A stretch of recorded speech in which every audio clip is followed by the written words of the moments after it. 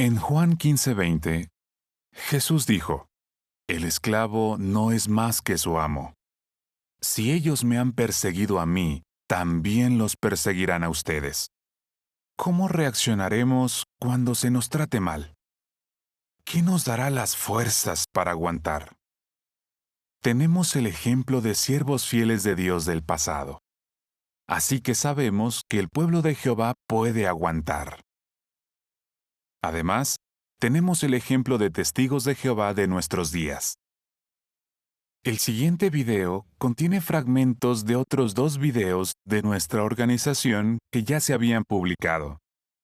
Destaca 2 ejemplos sobresalientes, el de los hermanos en Alemania durante la Segunda Guerra Mundial y el de los hermanos en la antigua Unión Soviética durante los años que siguieron a la guerra. También muestra las tácticas que usan una y otra vez los enemigos de la verdad sin resultados contra el pueblo de Jehová. Recordar el ejemplo de estos hermanos y hermanas fieles y meditar en lo que hicieron nos ayudará a estar preparados para lo que se avecina, nos dará la valentía que necesitamos y fortalecerá nuestra fe. El 30 de enero de 1933, Adolf Hitler subió al poder. Hitler proporcionó trabajo al pueblo, les devolvió la fe en la patria. Lo aclamaban como su salvador. Pero los testigos no podían otorgar a un hombre lo que entendían que pertenecía a Dios. Así que se produjo el enfrentamiento por un simple saludo. Heil Hitler. Los testigos de Jehová se negaban a decir Heil Hitler porque significaba la salvación procede de Hitler. Un testigo que trabajaba en una fundición de acero afrontó esta prueba. Yo era el único de los 2000 empleados que no levantaba el brazo y no devolvía el saludo alemán. Todos los días tenía que soportar el mismo suplicio, pues me exigían el saludo alemán y yo decía simplemente buenos días. Los niños no quedaron al margen. A Paul Gerhard Kuserov, de 6 años de edad, igual que a otros niños testigos, lo presionaron tanto alumnos como maestros. En cuanto llegaba a la escuela, el director y los alumnos me provocaban y trataban de obligarme a decir Heil Hitler. La Gestapo separó a más de 800 niños de sus padres testigos. En un estado alemán tras otro, la policía proscribe las reuniones de los testigos y su predicación de casa en casa. Al principio eran insultos, a veces una paliza, pero pronto se produjeron los primeros arrestos. A partir de 1937, a los testigos de Jehová se les dio un triángulo púrpura como identificación. Los testigos eran el único grupo religioso que constituía una categoría diferente de presos. Los testigos de Jehová recibieron un trato particularmente duro. Se pretendía acabar con este grupo religioso. No debía quedar ningún testigo en Alemania. Los nazis, obsesionados por quebrantar la firme devoción de los testigos, les hicieron una propuesta poco usual. Todo testigo podía comprar su libertad por un precio: su firma y su fe. Los testigos recluidos en cárceles y campos recibieron en repetidas ocasiones un papel y una pluma. Muy pocos firmaron. Cuando me iban a poner en libertad, me entregaron un papel para que lo firmara. En él se me exigía que renunciara a mi fe y reconociera al gobierno alemán como la autoridad máxima, que me sometiera al gobierno de Hitler y que considerara la Biblia como una doctrina falsa. Yo dije, jamás haré eso. La unidad entre los hermanos, eso fue lo que nos dio tanta fortaleza. Nuestro objetivo era aguantar.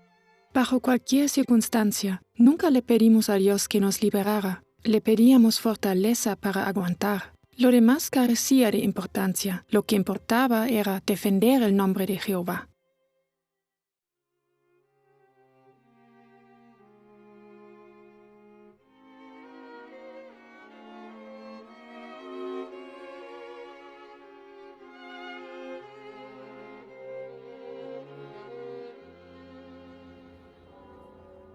El 19 de febrero de 1951, el jefe de la Policía de Seguridad presentó un plan secreto a Stalin.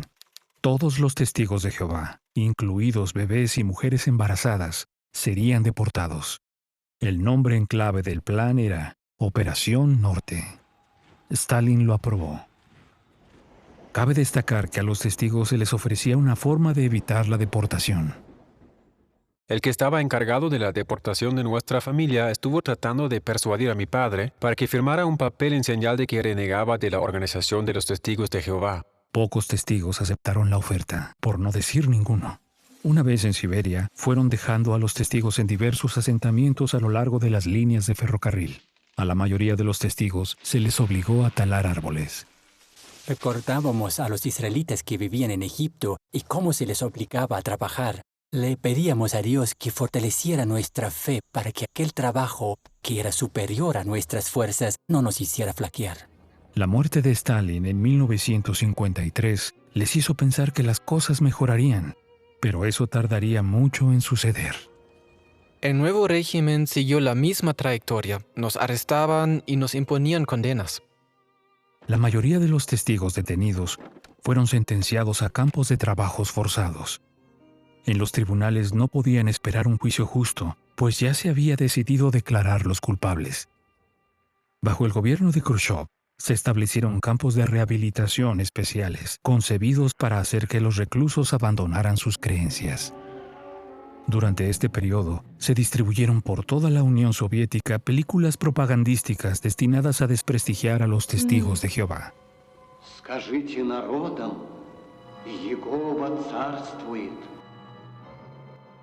Todo el que ha estudiado la persecución en el pasado ha visto que, de una forma u otra, la persecución siempre se basa en una mentira. La víctima es difamada. Además de recurrir a la propaganda, la KGB reclutó espías durante muchos años para que se infiltraran en las congregaciones de los testigos de Jehová. Por ejemplo, en 1968, el director regional de la KGB ofreció a Nikolai Bishkov un trabajo especial. Me pidió que espiara a los testigos de Jehová. Un folleto de los testigos que comparaba la enseñanza de la evolución con lo que dice la Biblia hizo cambiar de parecer al espía de la KGB. Nadie podía responder la pregunta de cómo surgió la vida. Y de pronto encuentro la respuesta en la Biblia. En 1984, en Khabarovsk, se acusó a varios testigos, entre ellos a Nikolai Bishkov, que para entonces ya estaba bautizado, de participar en actividades antisoviéticas. Pero los resultados del ataque frontal contra la fe de los testigos fueron opuestos a los esperados. Durante el régimen alemán y el soviético, se creía que las ideas podían ser eliminadas con violencia extrema, pero se ha observado que la idea que es firme mantiene firme a la gente. Así que los resultados fueron totalmente opuestos a los esperados. En marzo de 1991, los testigos de Jehová fueron inscritos oficialmente en Rusia. Creo que solo da miedo cuando nunca has afrontado dificultades, pero una vez que las afrontas, sientes esa fuerza especial. Si confiamos en Jehová y le pedimos que nos dirija y que nos ayude, siempre lo hace.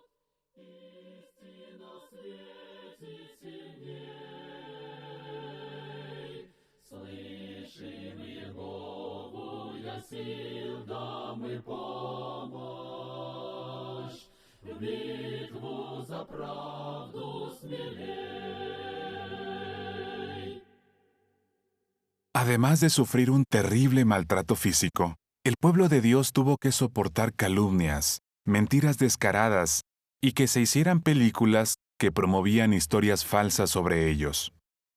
Los opositores incluso intentaron infiltrar espías entre nuestros hermanos. Pero como pudimos ver en el caso de Nikolai Bishkov, esas retorcidas tácticas no sirven de nada cuando se enfrentan a la verdad de la palabra de Dios. Como dijo el profesor Nikolai Gordienko, la idea que es firme mantiene firme a la gente. ¿Y qué idea puede ser más firme que nuestra fe en nuestro Padre, Jehová, en su Rey reinante, Jesucristo, y en su reino, que pronto pondrá fin a todos sus enemigos. Por eso, no hay otro grupo que sea más fuerte que el pueblo de Jehová. Hoy nuestros hermanos de Rusia y de otras partes de la tierra están siendo perseguidos de nuevo. Todos nosotros podemos enfrentarnos a persecución en el futuro, tal como le pasó a Jesús nuestro amo. Pero estamos decididos a permanecer firmes y fieles sin importar lo que hagan los enemigos de la verdad.